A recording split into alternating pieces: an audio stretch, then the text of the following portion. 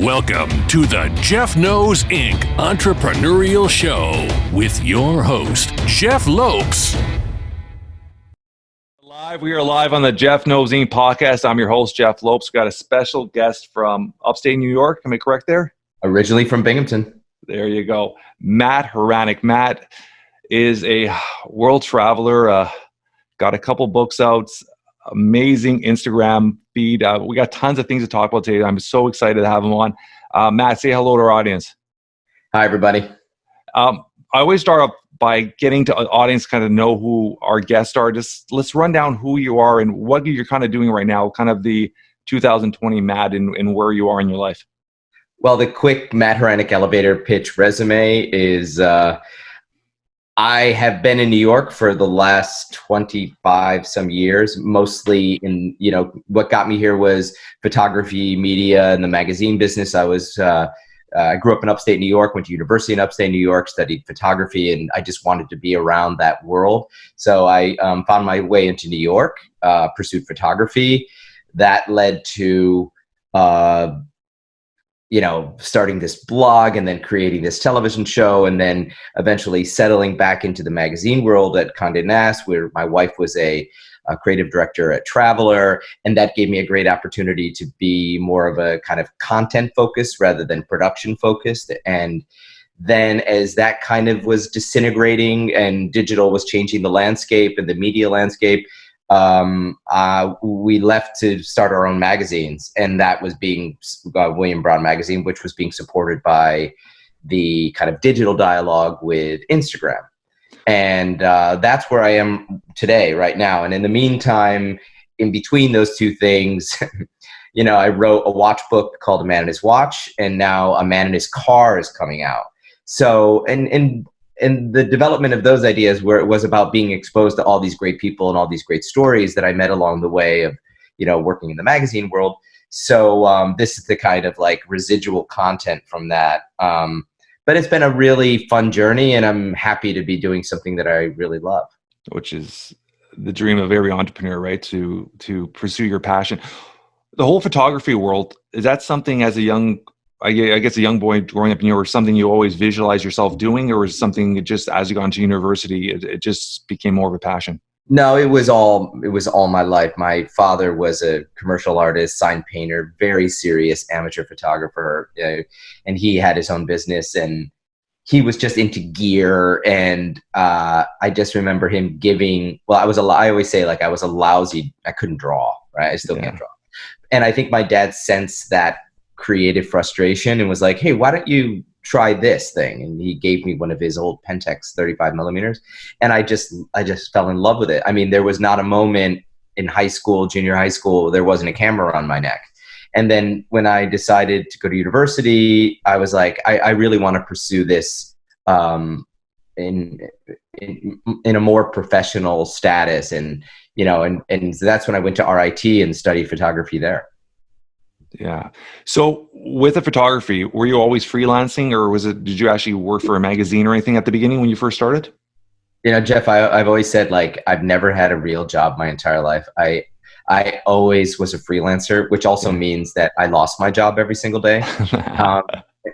So you get very kind of resilient, and you kind of find this kind of emotional armor against that because, you got to muscle on to the next one. Yeah. But being a freelancer offered me a lot of opportunities and variety that I don't think I would have had if I just, had a kind of 9-to-5 in-house job. Yeah. Let's get into a couple of things. WM Brown Project, where did the name come from? Let's start with that. So basically that is the name. The quick story is that's the name of this farm we have in upstate New York, which was part of a bigger farm, this big dairy farm. When you say we, this is family owned? My Yolanda and I. Okay. So my wife, Yolanda. Yeah. And so when we first got married, we were kind of looking for a vacation escape. We're looking for the contrast of what we were experiencing in New York, which was like living on top of each other and everyone. Yeah, of course. So I grew up about an hour from there. I found this property, and it was on William Brown Road, WM Brown Road. Yeah. And when I started writing the blog, I was like, what the hell are we going to name this thing? And we decided, well, why don't we called the William Brown Project. So, because a lot of the dialogue of what I was doing in the blog was about city mouse, country mouse, and how these worlds collide and what the contrast is, and it just kind of stuck. And then William Brown became this other little entity that, could be me, or maybe it wasn't me. And then and that sort of gained footing, and that kind of developed into a little TV show called Alternate Route that was on the very short-lived Esquire network. And it was about how long was that TV show airing on the Esquire network? It was one season, so we did 6 shows, and basically it was like bringing the blog to life, which was a lot of fun. It was, travel, lifestyle. There was, food-centric car, interesting characters. It was a lot of fun to do, and it was like a master class in television creation, but they had a slew of problems, and things were moving very, very fast in new media, and they were just left in the dirt. What year was this on? Oh my God, this was 4 years ago, Yolanda? Sorry, Yolanda's sitting across from me. Fill me in with the facts. Alternate Route was 2016. It was probably 5 years ago. Yeah, about 5 years ago now. It was a terrific idea. Like, Esquire Network was kind of building this cable channel that was about kind of, for kind of smart guys. Like, it wasn't dumbed down stuff. It was, clever, smart content.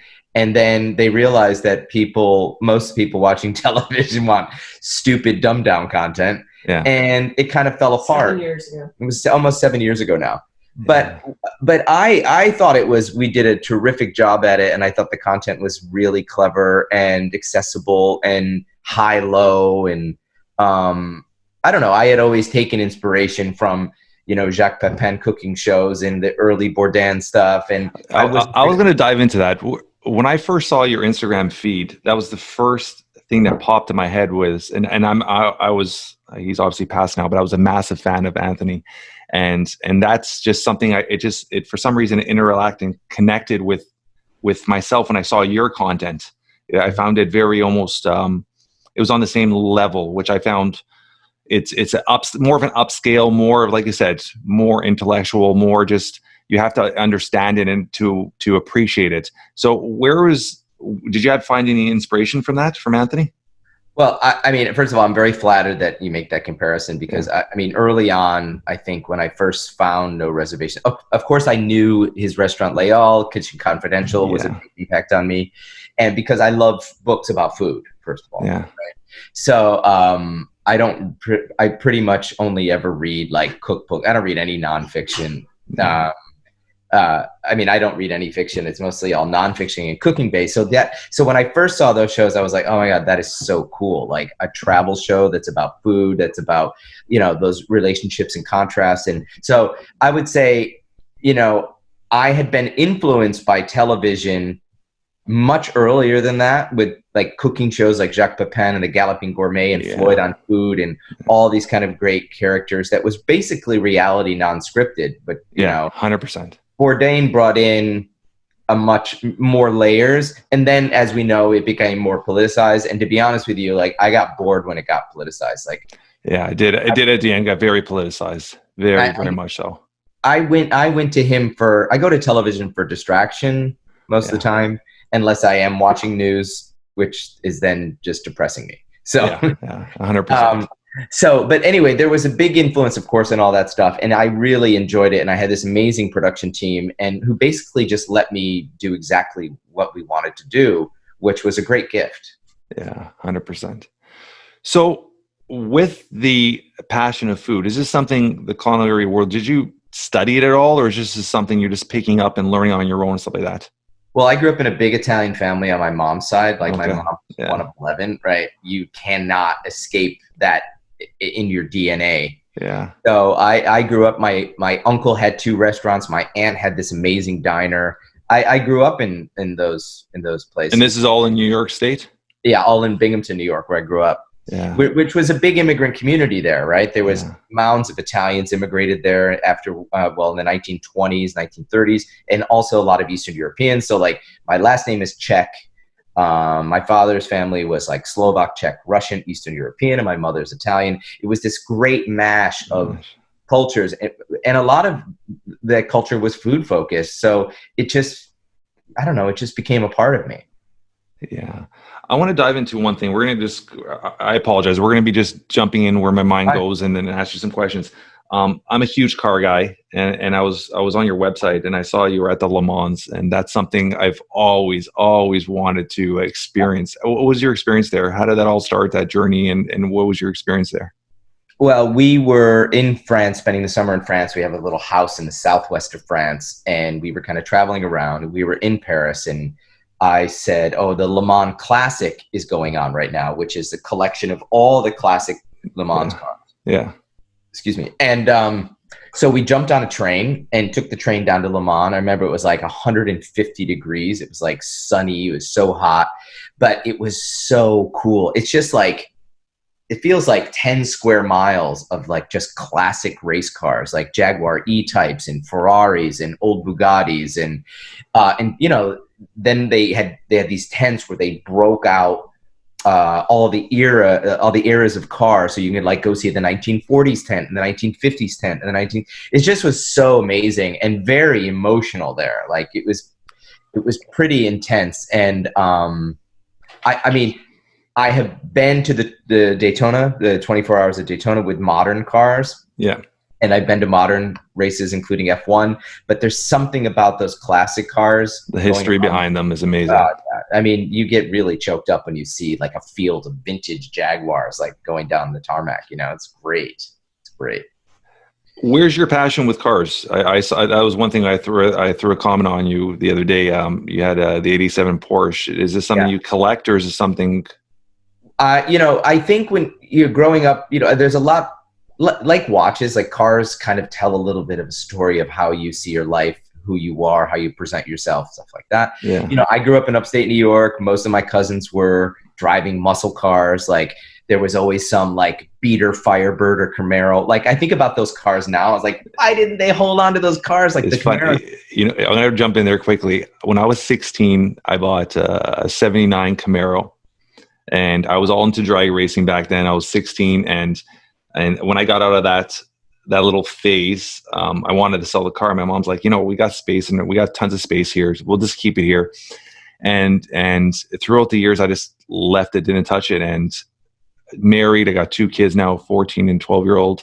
And 4 years ago, my mom's like, hey, the car's still here. You got time in your hands, just restore it. And I did a full restoration on it. Wow. And it's just a little summer fun car now. It's a 79 Camaro. So it's funny you said that. Like I want to see a picture of that. I'll send it to you. You know, it was interesting because, you know this, like those cars were sitting on blocks in people's driveways for years. My cousins would buy them, fix them up. They never looked good, but they ran fast. Yeah. And then I had a couple other cousins that, you know, I had a lot of cousins. So, who were working, and they were buying brand new GTOs off the lot and brand new Firebirds and Trans Ams off the lot and driving those cars around.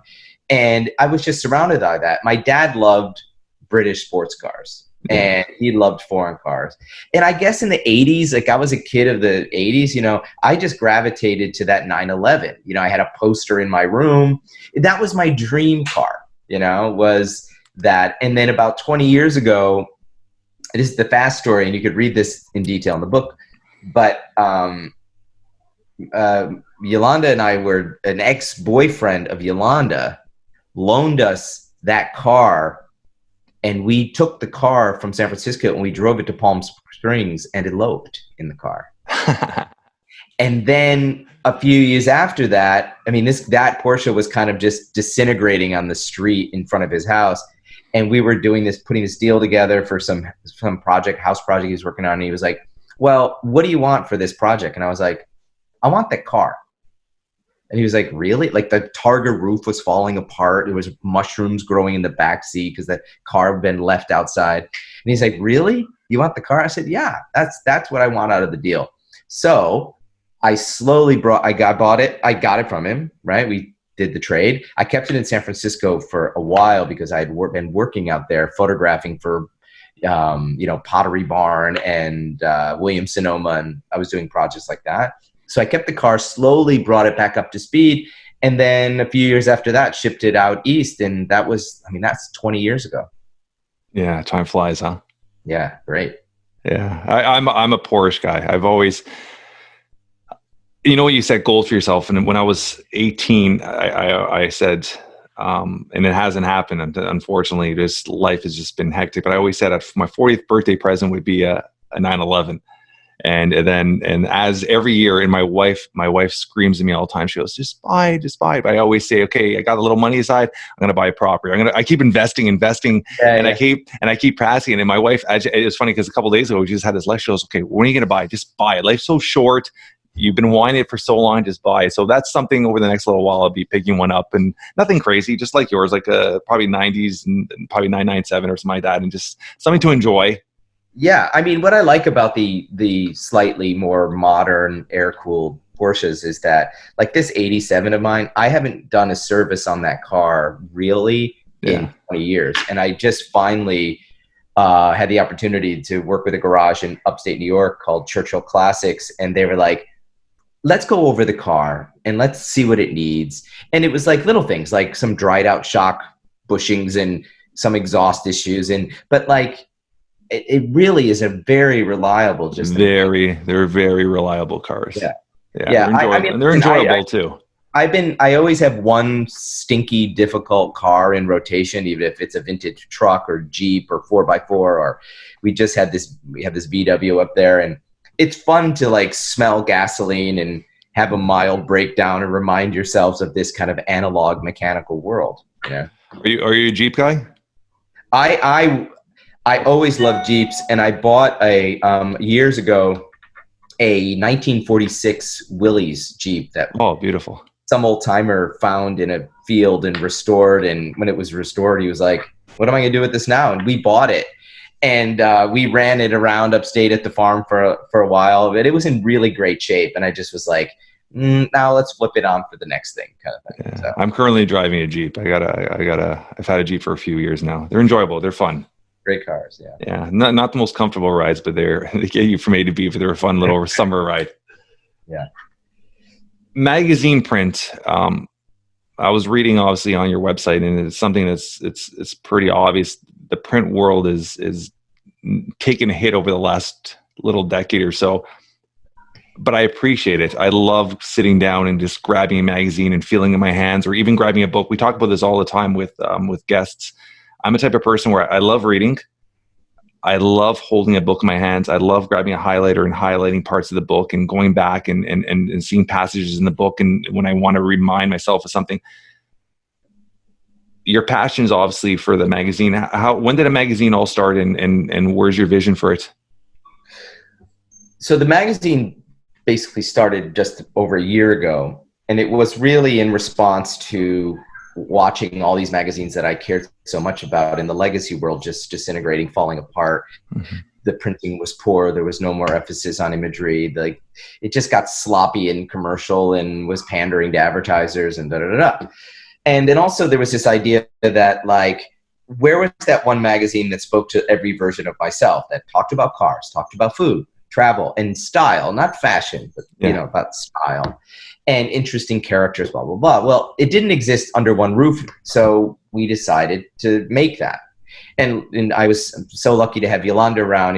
She's Condé Nast creative director for years, and she helped me build it. And I tapped into resources of, very talented friends who were writers and photographers, and called in favors and said, "Hey, listen, I want to build this thing, and I need your content and your point of view and your talent to do that." And everyone was like, "Whatever you need." And that was the first issue. And then we built the second issue, and then it started gaining momentum, and people were paying attention to it. And then advertisers were interested in investing in it. And then it just kind of, and now we're on issue 5. And in the meantime, Yolanda was building her reaction to the magazine business, which is YOLO Journal, which is a, very in-depth, very specific view on travel. So together we kind of like building these in the same streamline. So Yolanda is doing a print as well, print magazine as well? It's very interesting. Okay. YOLO Journal. And so, and again, you in the same kind of philosophy in terms of how it was being built. Like, we have this amazing Rolodex of friends and talent that have really don't have outlets anymore in the traditional sense. And again, like I'm like you, I want to pick something up. I don't want to have to charge it. I don't want it backlit. I could dump a drink on it if it happens, then you just kind of shake it off, go back to it. And I think that philosophically, that's how I wanted the magazine. That was the magazine I was looking for. So we built it. So are you, with the magazine in general, are you doing any of the photography yourself, writing yourself? Is it more? I am. Okay, good. I stopped really taking commercial assignments, and this sort of started at Traveler when I was an editor there and I was traveling with Yolanda. We were watching the disintegration of that, right? So budgets were disappearing. No one could afford to do photo shoots and be in exotic locations. So what we did was, if we went on a vacation, we would bring material, bring objects, bring clothes, bring stuff, and we would photograph it and build the stories. Well, that's essentially what we're doing here too. Like, if I can't get it shot, I shoot it. If we can't get it written, we write it. Like, I always had to be a kind of scrappy, guy of all trades, wearing many hats. And the magazine has forced us to even be more focused on that. And it is very rewarding. This, like 100%. When you're doing something for yourself, yeah, it's a much different experience. So to be able to, like, for the summer issue, we were locked down in isolation. We had an idea for the summer issue. I was like, how the hell are we going to get this done? Like, how are we going to get this done? Like, we can't go anywhere. We can't be near anyone. And we figured it out. And we figured it out in a safe, clever way. And the summer issue looks like you're on the beach in Brittany or Normandy, but it's like 20 minutes from my house on Jacob Riis Beach in like Brooklyn. And, so that scrappiness and being able to have the materials to get this stuff done has been a real asset, specifically during this time. Yeah. With your episode, I would say episodes, your magazines are coming out every 2 months, give or take? Basically we look at it like seasonal. Okay. So winter, spring, summer, fall is the kind of idea, because I didn't want to like back myself into a corner saying like, oh, every March this thing has to come out, or every fall on October 1. I wanted to be able to have flexibility, because we're basically doing this all ourselves, so we needed that flexibility to get them done. So it was just like, let's talk about seasons and let's date them in this idea of seasons. Let's dive into your first book, A Man and His Watch. When did that all start coming together? What year was that? And obviously you have a passion for watches as well. So how did that all come about? So that came about because I was covering the watch market for Condé Nast Traveler. Yeah. And because that was a big part of their business, the luxury mm-hmm. watch groups. So in that world, I started navigating it. I always was into watches, and I just was like meeting the most interesting characters and the most interesting brands. And there was these incredible stories. And, I've been talking with Artisan about doing some kind of book. We didn't know what it was. I couldn't stay focused. And I would come back from these trips or these events or these meetings with all these watch guys, and I would tell Yolanda these stories. Like, I was like, oh my God, this story is so crazy. And the archives of Cartier are so intense. And Yolanda was like, maybe this is your book.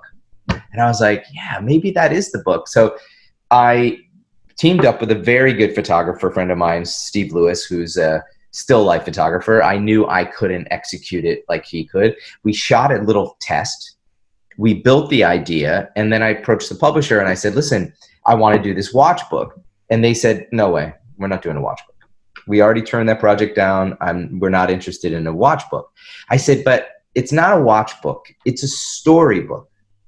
The stories just happen to be about watches. And I think it should be approached this way. And we already had examples of the photography, which hadn't been done before on this format. Like, they were raw, and they showed patina, and they showed age, and they had storytelling in the imagery. And they said, okay, let's give it a go. Let's try it. And I had a meeting with them not too long ago, and they looked at me and there was like, there are no words to describe how this how successful this book is. Like we would never imagined it would be as successful as it is. And I think it was because it came from an honest, emotional place of storytelling about these things. It wasn't just like the world's most expensive watch, you know? So I think that's a lost art too, the storytelling. Well, that's all I know, you know. And it's something that you should be very credited with, because it's a lost art, and it's something that I guess I'm 43, our younger generation don't appreciate.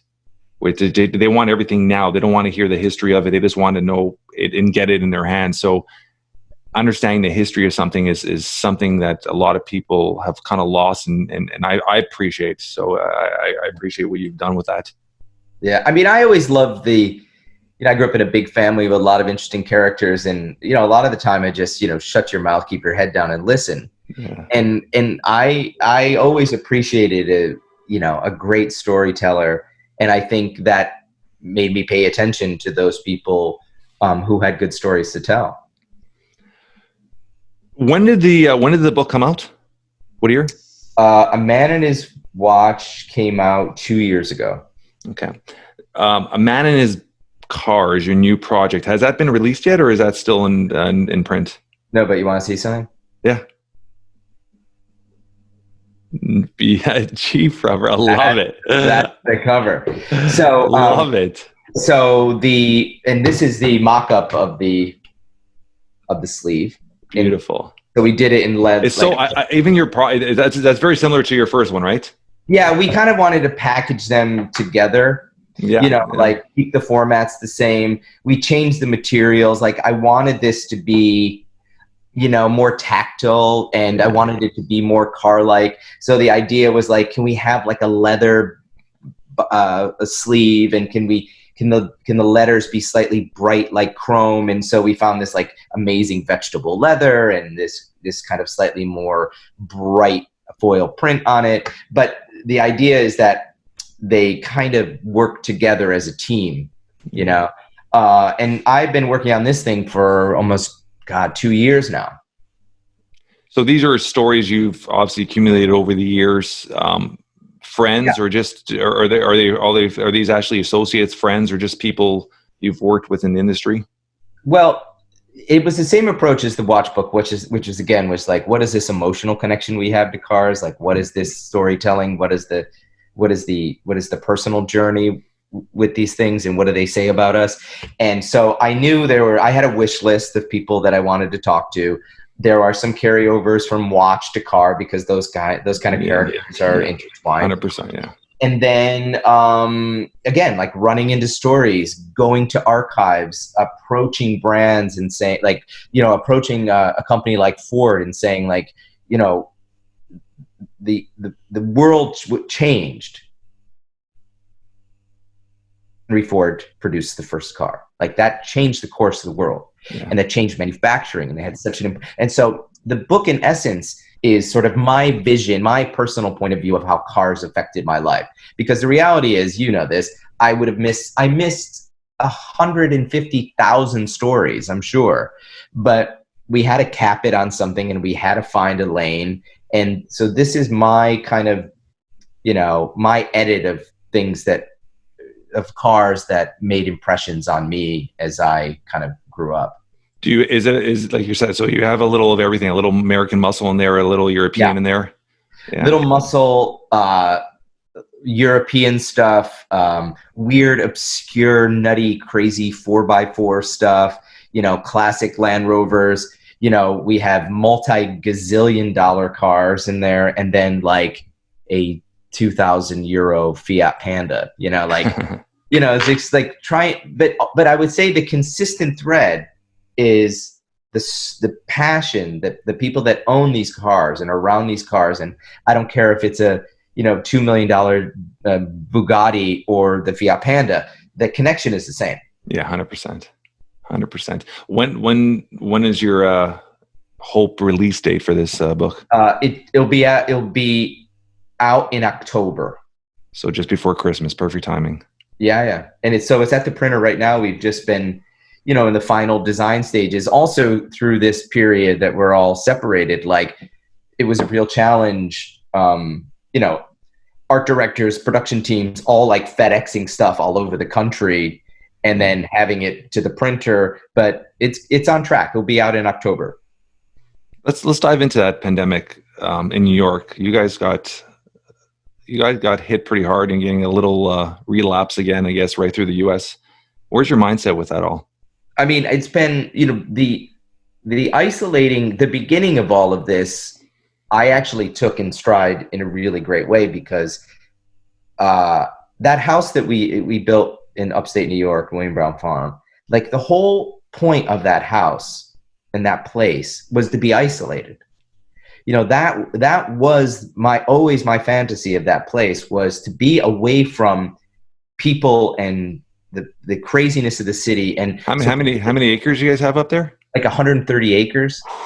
And we're at the end of a dead end road. My closest neighbor is like about a mile down the road, like full-time neighbor. Yeah.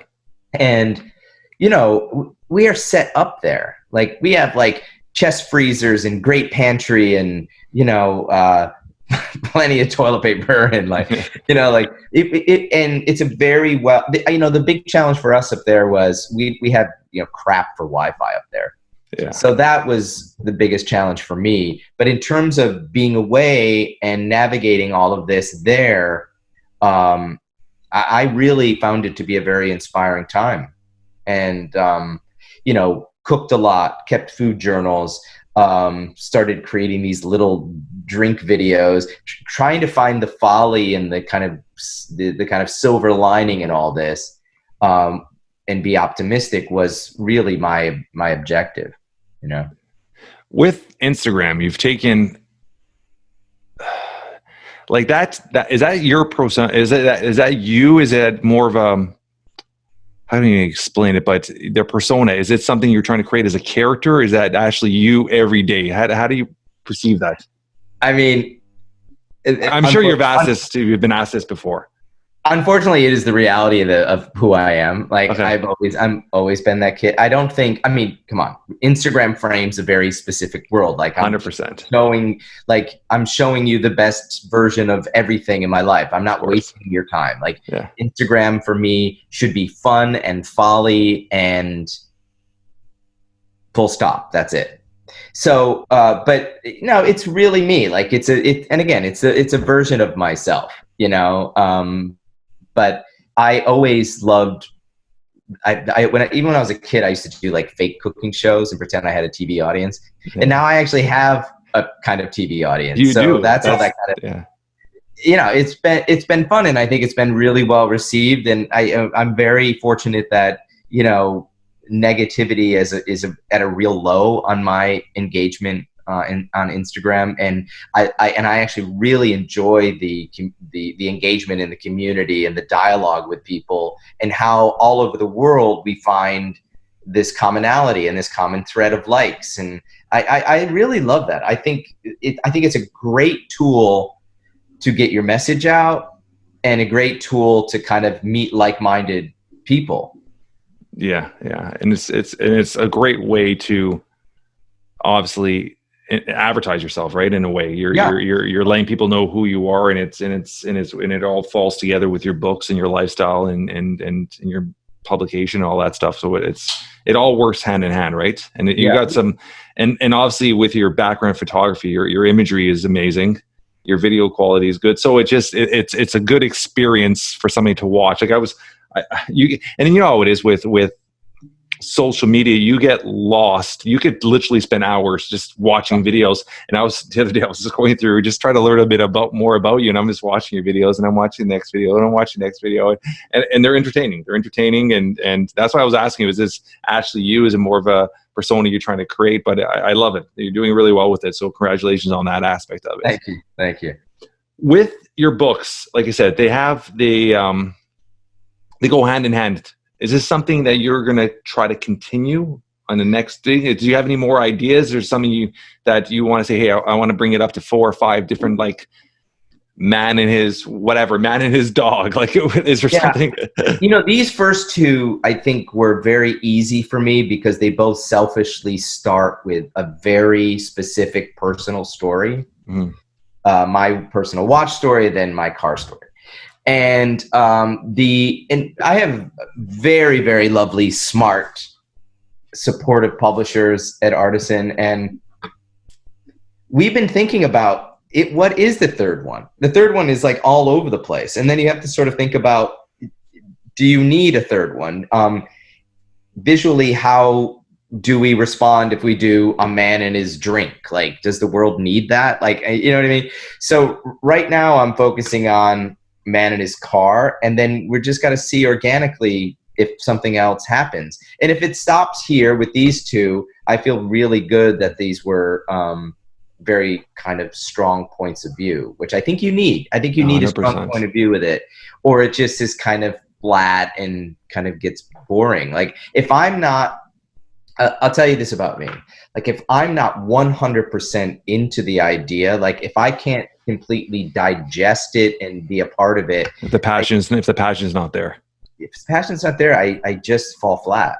Yeah. You know, well, that's most, I mean, you're very artistic, right? And most artists have that same feeling, right? If they don't have the passion for it, even entrepreneurs, if you don't have the passion for it, it becomes a job. It's not being an entrepreneur at that point, right? Right. And these books are, you know, they're not jobs. I don't find them to be a burden, you know? So your magazine, where do you see it going over the next, say, 5 years?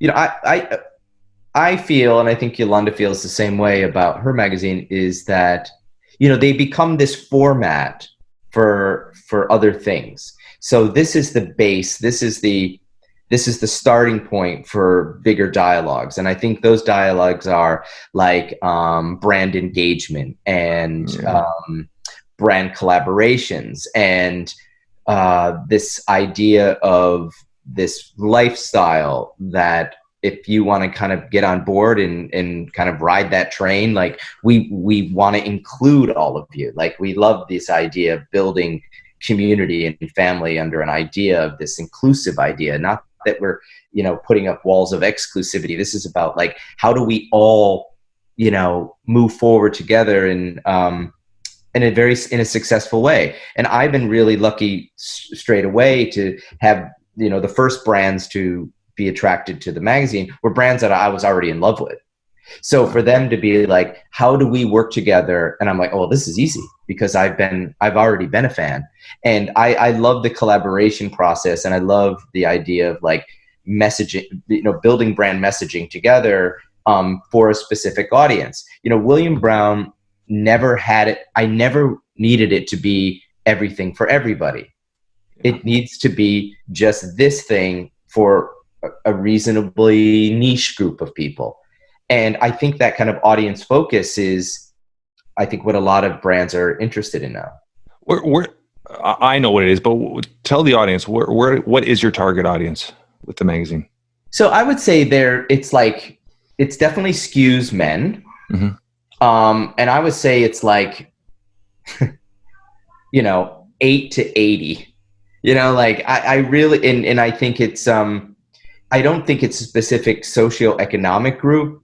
I just feel it's a group of guys that kind of see the world a certain way, and that is, like, through the eyes of a simple drink, a grilled steak, a reasonably sporty car, you know, appreciates cold canned beer like a Labatt's Light, which is one of my favorites, to, you know, and to understand how to, like, savor a bottle of champagne. Like, it is those kind of, like, the things that, the kind of frivolity and fun that we navigate, but also I think there's an interesting kind of moral compass, and I think thoughtful. Is fashion a part of it as well?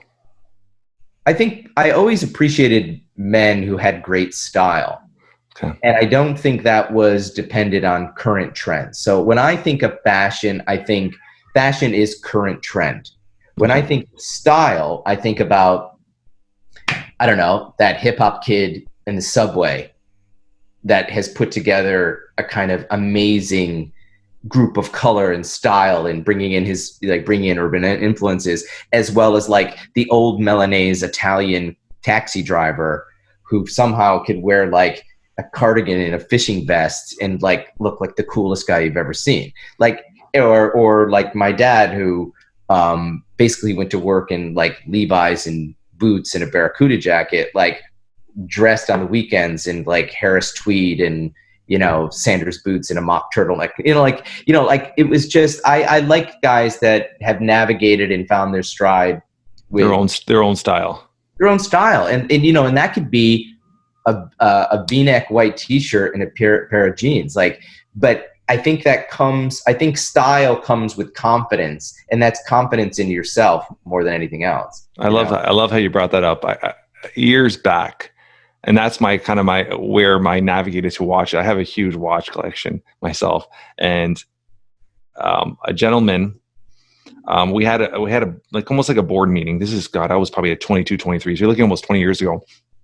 And everybody was all well dressed and everybody had suits on, a lot of execs, a lot of doctors, lawyers in this meeting. And so it was for a charity event we were running. And just one guy walks in, pair of ripped jeans, white t-shirt, but he had the nicest pair of clean sneakers on and this beautiful watch. And he just commanded the room with his confidence. And when he was done, we had a long conversation, and he goes, rule number 1, always have a nice watch and a nice pair of shoes on, and be confident, and you command, and everybody will take attention to you. And I've always had that in my back of my head, and I've always my shoes, my watch, or something I've always focused on since then. We're 20 something years, right? So I love that. It's that confidence when you do in your own style. Right. Like, I always hated the idea of dress code. Like, yeah. What I like, that schlub in an ill-fitting suit and tie is more acceptable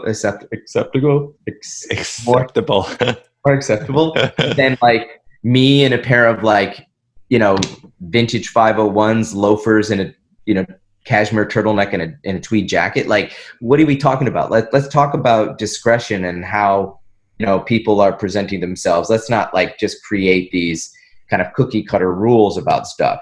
And, you know, and to get back to like me being on this, you know, the days I was riding the subway very, very often, is like, I loved clocking all this kind of weird eccentric style. Like, even though I know like I could never pull that off, like I really always appreciated like, you know, how people of confidence kind of put their personal style together. Yeah. I mean, I would say with William Brown, it picks a very specific lane. Like, I'm a preppy guy from upstate New York who now looks at kind of Italian and English style as like the benchmark for like who I am. I think it's classic, it's timeless, it's kind of evergreen. So that, again, selfishly, that's what I'm going to do. Mm-hmm. But, you know, when I look at some, you know, style publications, let's say in France, and it's like some kind of, again, some great looking skinny guy with like killer sneakers, blue jeans, and a trench coat over a t-shirt, I'm like, damn, that looks amazing, you know? Yeah. So I'm definitely keen on recognizing it all. But I think with William Brown, again, it's very opinionated, and it's sort of my point of view and opinion, you know? So it's not meant to, it's just, that's what I know. And I can't pretend to be that, I appreciate that. You're being honest with it. Yeah. Did you see the last cover? Yeah, I did see it. I was looking at all that. Yeah. How thick are your magazine? How many pages do you put in there? They look pretty thick. I have like around 130 pages. It's almost like a book, huh? Well, the whole idea about this thing is like, there's no cover lines. Yeah. The stories and the interior content is like, it's not newsy. It's they're fast, digestible reads. They're things that you can put down and come back to and not feel like. I always felt so guilty when I had a subscription to the New Yorker that I was like, or even the Economist. I was just like, I felt so guilty that I couldn't get through it. And I promised myself, like, there should be no guilt around this. Like, you could read one article, 500 words, look at some nice pictures, put it down and revisit it without having to feel guilty about it. Yeah. And I guess that came out of my own laziness of like, I'm just not a quick reader. I'm just a slow, digestible reader. I'm very similar to that. So philosophically, that's again how I wanted to approach the words and the story content. Where you through this whole conversation, you've mentioned your father quite a bit. Yeah. What an influence, and is your father still with us? No, my father passed when I was actually quite young. He passed away when I was 18. So he was quite young. He was in his 40s.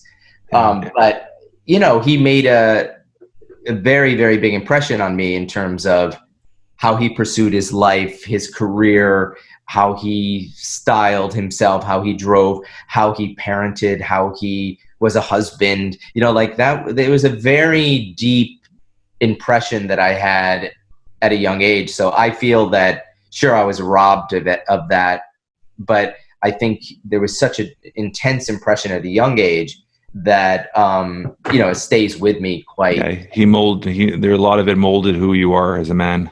Yeah. And I think philosophically, when you lose somebody that was very important to you, and I think maybe you grab onto that a little bit more aggressively and hold onto it and not forget any of that stuff because that's all you have. Yeah. But I would say my dad was a pretty William Brown kind of character. Yeah, that's awesome.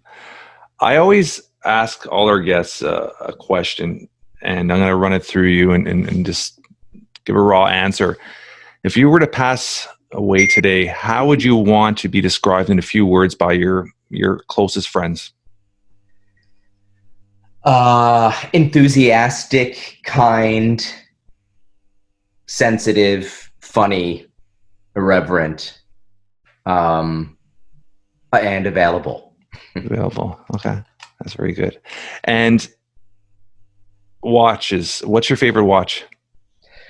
Get back to my dad, right? Like all those influences you have as a kid. Like I loved Rolex. I just loved it.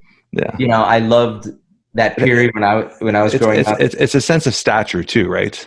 Yeah. Like when I remember my dad, we would go to this one kind of, we were not members of this club, but we would be invited to this country club. And my dad would say like, you see that watch over there? That's a Rolex. It's a Rolex Datejust in two-tone, And I just remember that. And then I think when my father when he went into business and started his own studio and he became successful at it, I remember coming home and on his wrist was this stainless steel black dial Rolex Datejust.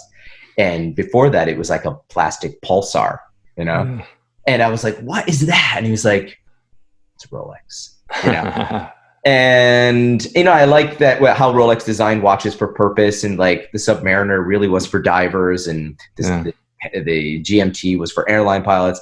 And so I found that I kind of developed a taste for watches that had design purpose. Like today I'm wearing an Omega Speedmaster. Why? Because I loved astronauts in the space program, and that's what they wore. And I think the styling suited my style tastes. So, yes. Do I want a complicated Patek? Yes. Do I want a Panerai? Yes. Could I just spend my life like pursuing the best version of all these brands? Sure. But again, like I have to pick the lane.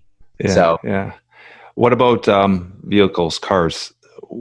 You have your Porsche now. Do you have a dream car, or is it something or a car in the past you've had that you wish you could get back? My first car was this 1971 BMW Bavaria, the two-door. It was automatic, which was kind of strange for that BMW. And I loved BMWs. I was a huge BMW fan. I bought it from my uncle for like $1,200. My brother and I drove it into the ground. There's a part of me that like still thinks like I'd like to get that Bavaria or that, and I also had a 2002 in my life again. Yeah. I think I own my dream car. That was the poster I had in my room, was that 911 Targa. I own it. I'm very lucky to own that. I'm always setting goals and sights on cars. Like, would I love a Ferrari Dino? Yes, all day long. Is that going to be realistic in my life? No. But I think that I love Land Rovers. My daily driver is a Land Rover. Yeah. I just think they're magical, incredible cars. And even I have a modern one, which I really like. So, have you owned more historical Land Rovers? I I've had in my possession a Series 3, 1970s Series 3. Yeah. And now I have a 1964 Series 2A that it's sort of too good to hold on to, so we're selling that. I'm in the middle of selling that right now. But I think the next vintage Land Rover, what I think I would ideally do, because these older ones are just like slow, they drive like tractors, you know, they're very kind of aesthetically pleasing, but they're not ideal, would be to take a slightly more vintage one and modernize it. Yeah, put a modern diesel engine in, better suspension, power steering. Like, don't strip the life out of it. Like, it doesn't have to be in saddle leather and all that, but just a better driving experience. So we'll see. And right now, my daughter is Clara is 17, and I want her more into cars. So we were driving down the street the other day, and she said, "What is that?" And I was like, "Oh, that's a Mercedes 380 SL." And the roof was off, and everything. She's like, "I really like that car." And of course, like, I immediately started searching the internet and trying to find one for us to drive, because I always loved that car too. Yeah. I mean, I was more of a 450 SL guy, but anyway, I mean, so I just love cars, and You love experiencing different cars, I can see. Yeah. From American muscle to, you know, slow British tractor trucks. How many children do you have? I have one daughter, Clara. 17. Yeah. So she's a young lady already. Heading to university soon, or college, or? She has a senior year here in Brooklyn. At school here, and then I guess we start navigating college as soon as we get through this mess of, you know. Yeah. Nice to have some non-virtual college tours. Yeah. It's my daughter's 14, so she's graduated grade 8, going to high school, and in Ontario we had the school year was a complete mess with the PA days, with the teachers had a strike, and with the pandemic, everything. They probably got about 2.5 months of school this year, which is ridiculous. And it was her big graduation year. And she was supposed to go on this big school trip to Ottawa, which is about a 6-hour drive, and stay there for the weekend. And it was just whole things planned, and everything was shabocked. And it's so sad seeing, right? Her graduation was a virtual graduation. Yeah. And we weren't even aware, like, it was a virtual graduation. Obviously, then as it was going on, she got awarded 2 awards. We're like, oh my God. And then she got awarded honor roll, and we weren't even aware she was on the honor roll. So it was all positive stuff, but it was just like, she's going into high school, and it's like, she almost feels not prepared for it. So it's like that little fear, right? And what high school is going to be, right? I don't know how it is up in New York State now, but in Ontario, here in Toronto, Canada, they're looking at splitting this school into half virtual, half in class starting September, which is, the kids are not learning nothing virtual. They're not learning nothing. They're stuck in front of a computer all day. They're not getting nothing out of it. And the new norm is not great for educational purposes.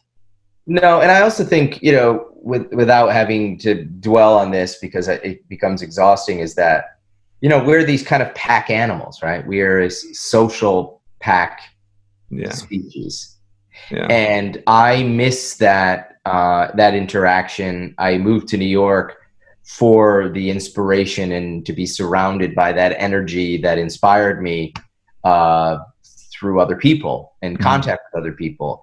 And I think that is, for me, one of the biggest tragedies out of all this. And I would say to our daughters as well, like, to see them being stripped of like a key element of who they become and how they develop and who they are. Listen, some kids, like, we have a friend he loves it. He's like, loves being like just home with his parents all day. I'm like, all right, cool. Like, you know, but I know my daughter is not that person and thrives in the social environment. And so do I. So that part I want, you know, listen, I just, like anyone, we want to get through this quickly as possible. But for me, that's the thing I miss the most.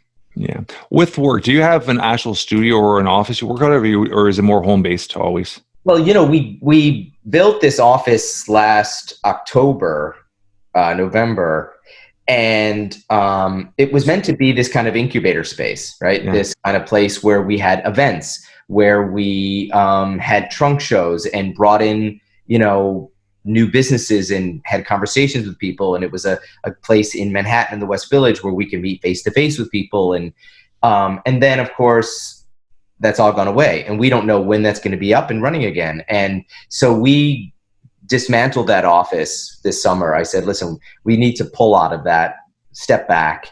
And once the dust settles with all this stuff, rethink what's the next step with all that, because a big part of our business, and I would say the magazine business in general, is a real social business. Yeah.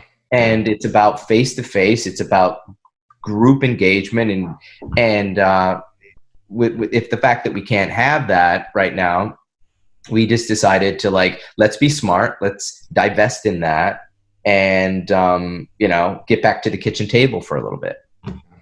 And this is.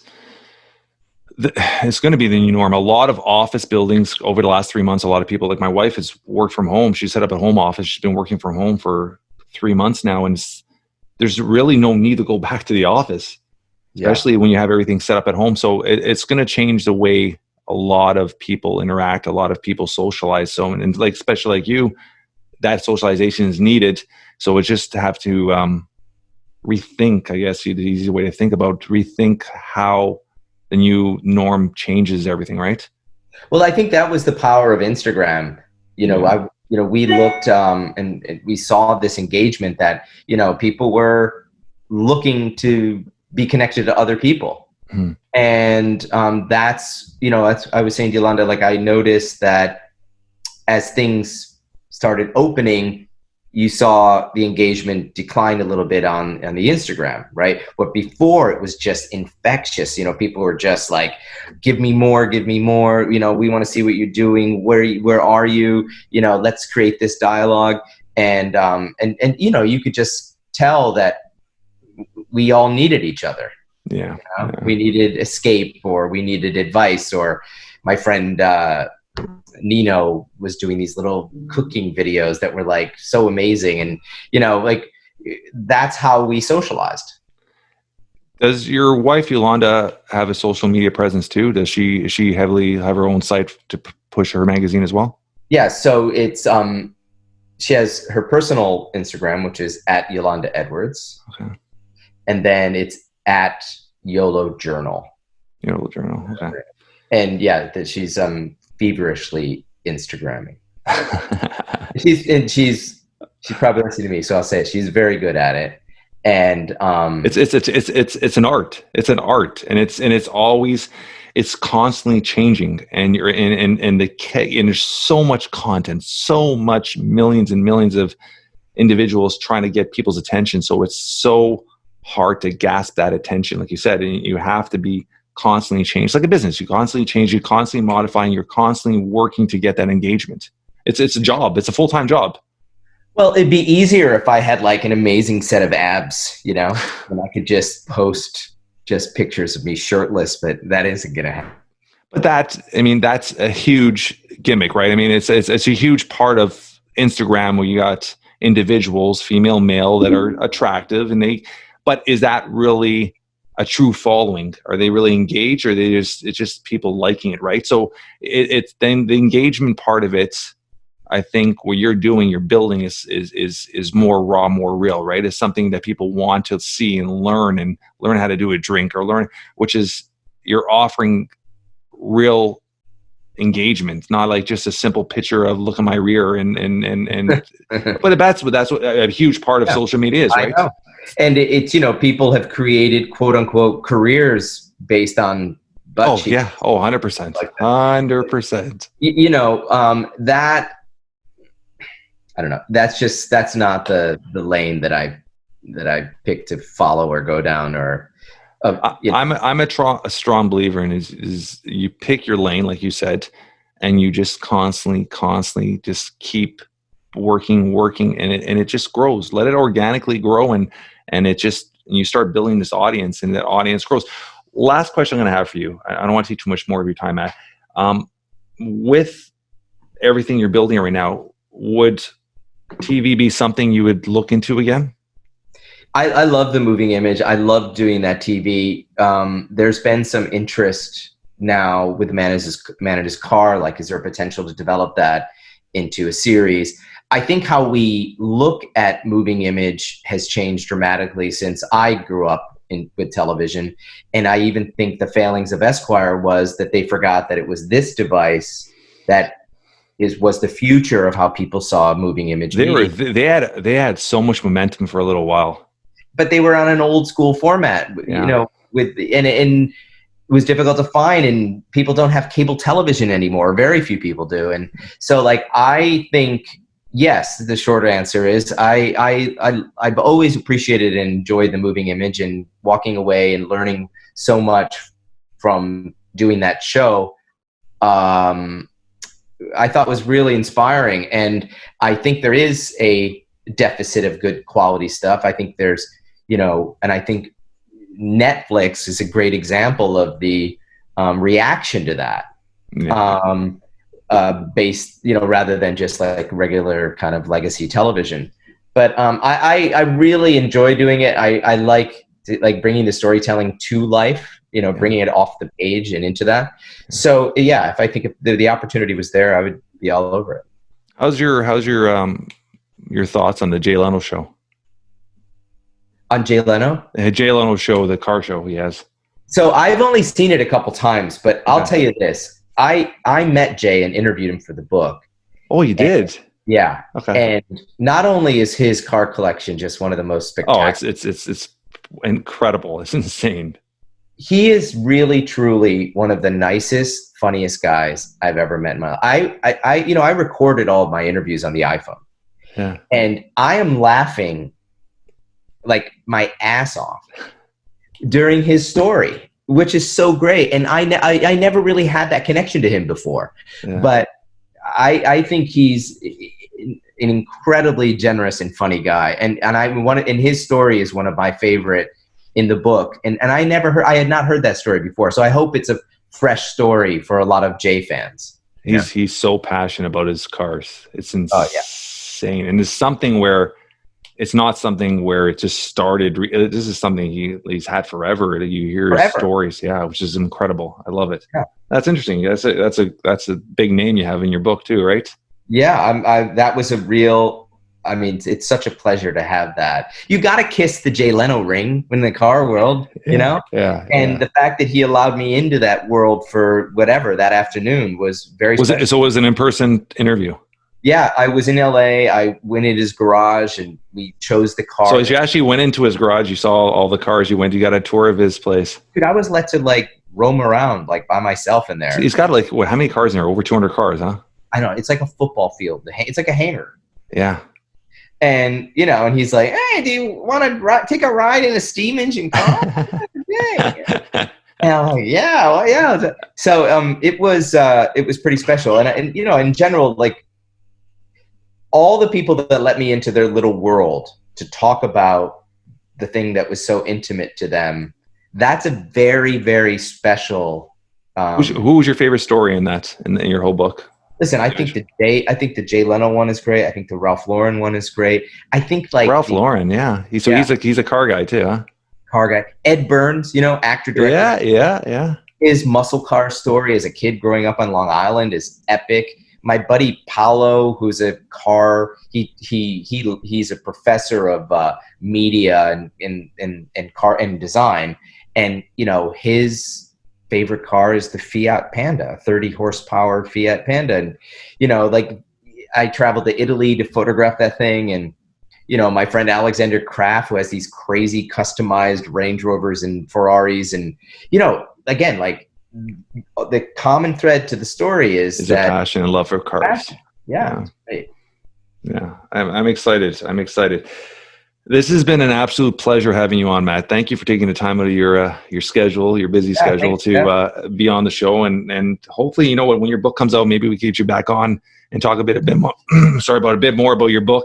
And all the show notes, I'm going to put all of Matt and his wife Yolanda's contact information, social media, how to purchase his book, how to subscribe to his magazine, and where to pick it up.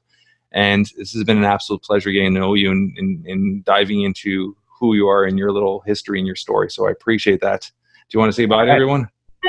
Bye, everybody. And Jeff, next time I'm in Toronto, I hope we could have a face-to-face. 100%. Yeah. Well, you guys are still not allowed here till at least the end of August. That was announced yesterday. Just keep the Molson cold for me, okay? I'll do that, buddy. Thank you very much. Okay. Bro.